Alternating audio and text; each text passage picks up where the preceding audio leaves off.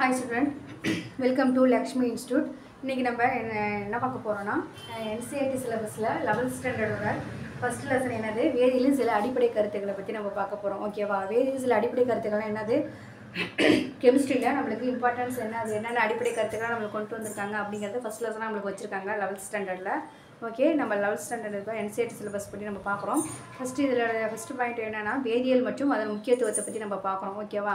வேதியியல் மற்றும் அதன் முக்கியத்துவம் என்ன சொல்றாங்கன்னா, வேதியியல் என்பது மூலப்பொருளின் அறிவியல் மற்றும் பொருட்களின் மாறுபாடுகள் அவற்றின் தொடர்புடைய பொருட்களை பற்றி படித்தல தான் வேதியியல்னு சொல்றாங்க. ஓகேவா? இதோடைய இயற்பிய மற்றும் இயற்பிய ஆற்றல்களிடையே மாறுபாடுகள் தொடர்பதை பற்றி நம்ம சொல்ல போகிறோம். தென் அடுத்தது என்னன்னா, நம்மளுக்கு வந்து மனித தேவைக்கு வந்து என்னென்ன நம்மளுக்கு வந்து யூஸ் ஆகுது, நம்மளுக்கு கெமிஸ்ட்ரி இதில் மூலிமா நம்ம அன்றாட வாழ்க்கையில் நம்மளுக்கு வந்து ரொட்டைனாக நம்மளுக்கு என்னென்ன நம்மளுக்கு வந்து காலையில் எழுந்ததுலேருந்து நைட்டு தூங்குற வலிமை நம்மளுக்கு என்னென்னு ஃபுல் அண்ட் ஃபுல் நம்ம கெமிக்கல் ஐட்டம் தான் நம்ம வந்து ப்ரிப்பேர் பண்ணிகிட்டு இருக்கோம். ஓகேவா? ஒவ்வொன்றும் நம்ம யூஸ் பண்ணிகிட்டு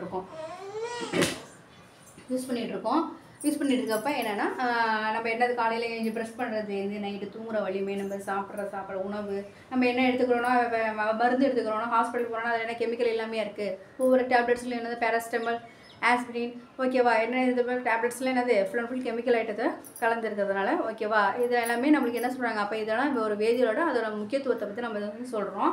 இதில் சொல்கிறப்ப நம்ம என்ன பண்ணுறோம், இப்போ டேட்டா வீட்டில் யூஸ் பண்ணுற டேட்டால் இதுமாரி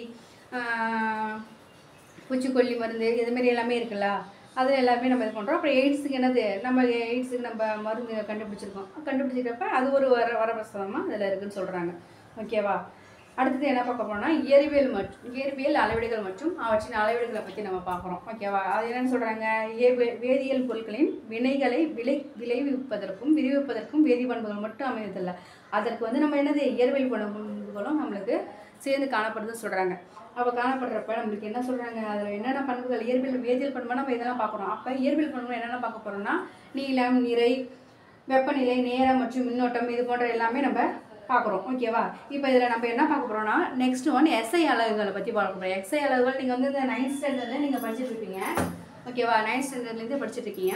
அப்போ படிக்கிறப்போ உங்களுக்கு 9th 10th எல்லாமே உங்களுக்கு வந்து ஃபுல் அண்ட் ஃபுல் தெரிஞ்சிருக்கும், வாய்ப்பு இருக்கும். இது ஒரு பேசிக். ஓகேவா? ஒரு பேசிக்காக தான் இன்றைக்கி நான் உங்களுக்கு வந்து இந்த கிளாஸ் எடுத்து ஸ்டார்ட் பண்ணியிருக்கேன். நெக்ஸ்ட்டு நம்ம போக வீடியோவில் வந்து நம்ம ப்ரீஃபாக பார்க்கலாம். ஓகேவா? SI அலகுகள் என்ன சொல்கிறாங்க, அளவுகள் மற்றும் அலகுகள் 2 வகை சொல்கிறாங்க. அளவுகள் என்ன உங்களுக்கே தெரிஞ்சிருக்கும், வாய்ப்பு இருக்கும். அளவுகள்லாம் என்னது, நீளம், நிறை, நேரம், வெப்பநிலை, மின்னோட்டம், ஒளிச்செறிவு, பொருள் அளவு.